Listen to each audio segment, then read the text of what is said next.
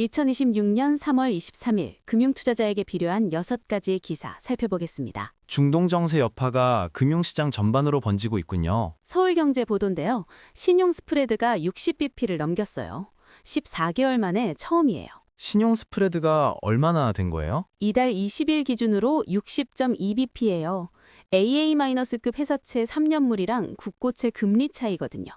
지난해 11월에는 40bp 이항이었는데 반년도 안 돼서 20bp 넘게 벌어진 거예요. 미국 금리도 많이 올랐죠? 미국 10년물 국채 금리가 4.39%까지 올라서 지난해 8월 이후 최고치예요.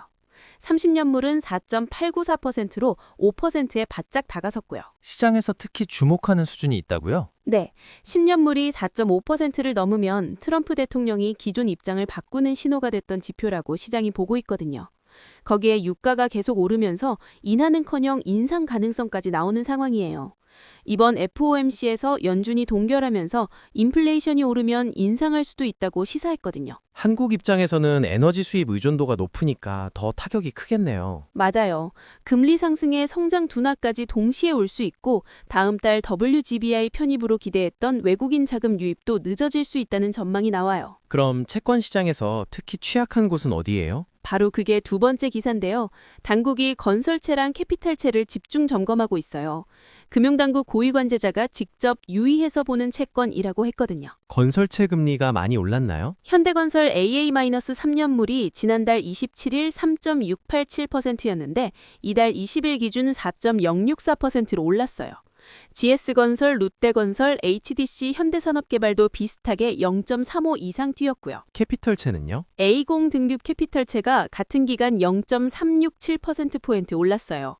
캐피탈 업종은 자금 조달을 회사채에 거의 다 의존하기 때문에 자금 시장이 조금만 경색돼도 직격탄을 맞아요.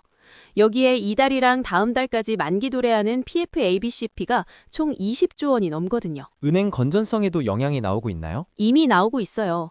5대 은행의 2월 말 완화대출 연체율이 평균 0.46%로 지난해보다 0.1%포인트 올랐어요. 대기업 연체율이 2017년 이후 최고라는 은행도 나왔고 가계대출 연체율이 11년 8개월 만에 가장 높다는 곳도 있어요. 시장 불안이 실물로 번지는 속도가 빠르네요.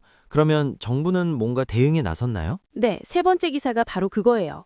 서울경제 보도인데요. 국내시장 복귀 계좌 RIA 계좌가 23일 전격 출시돼요. 법안이 아직 본회의도 못 통과한 거 아닌가요? 맞아요. 원달러 환율 안정 3법이 법사위는 통과했는데 본회의 상정이 무산됐거든요. 근데 원달러 환율이 19일에 1,501원을 찍었어요. 2009년 3월 이후 17년 만에 최고치예요. 그래서 법 통과 전에 먼저 계좌를 열어준 거군요. 법 부칙에 시행 전 가입 계좌도 시행일에 가입한 것으로 본다는 조항을 근거로 적극적으로 유권 해석한 거예요. 세제 혜택은 법 통과 이후 소급 적용하고요. RIA로 어떤 혜택이 있어요? 해외 주식 매도 금액을 국내 주식에 재투자하면 양도소득세를 최대 100% 감면해줘요. 예를 들어 엔비디아를 사서 3천만 원 수익이 생겼다면 원래 660만 원 세금을 내야 하는데 RIA로 이전해서 국내 주식 사면 전액 면제예요. 그거 꽤 강력한 유인이네요. 단기적으로 서학개미 자금이 빠르게 들어올 수도 있겠어요. 시장에서도 그렇게 봐요. 다만 법 시행 기간이 1년으로 한정돼 있어서 코스피에 대한 근본적인 신뢰가 쌓이지 않으면 장기 효과는 제한적이라는 지적도 있어요. 코스피 얘기가 나왔으니까 레버리지 펀드 자금이 대거 빠졌다는 기사도 있었잖아요. 네, 네 번째 기사예요. FN가이드에 따르면 국내 레버리지 펀드 67개 상품에서 최근 일주일 사이 8,334억 원이 순유출됐어요. 일주일에 8천억이요? 전체 테마펀드 중에 가장 큰 이탈이에요. 2위인 국내 주식 ETF 유출액의 72%나 많은 규모예요. 특히 19일 하루에만 4,137억 원이 빠져나갔어요. 수익률이 나빠서 나간 건 아니겠죠? 오히려 반대예요. 최근 일주일 수익률이 4.15%, 연초 이후로는 60.64%예요. 누적 이익을 실현하려는 자금이 빠져나간 거예요. 수익 실현 매물이군요.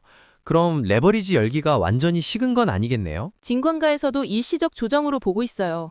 연내 개별 종목 레버리지 상품 출시도 예정돼 있어서 ETF 시장에서 열기는 다시 재개될 거라는 전망이에요. 코덱스 코스닥 150 레버리지에 올 들어 2조 1,168억 원이 들어온 것도 그 흐름을 보여주고요. 은행들 움직임도 있었죠?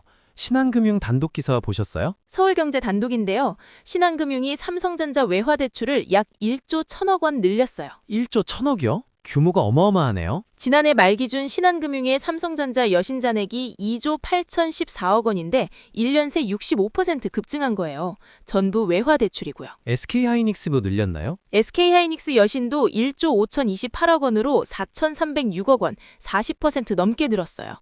KB금융도 SK하이닉스 여신을 8,100억 원으로 늘리면서 상위 20대 대출처에 처음으로 이름을 올렸고요. 정부가 생산적 금융을 강조하면서 은행들이 대기업 여신을 키우는 거군요. 맞는데 우려도 있어요.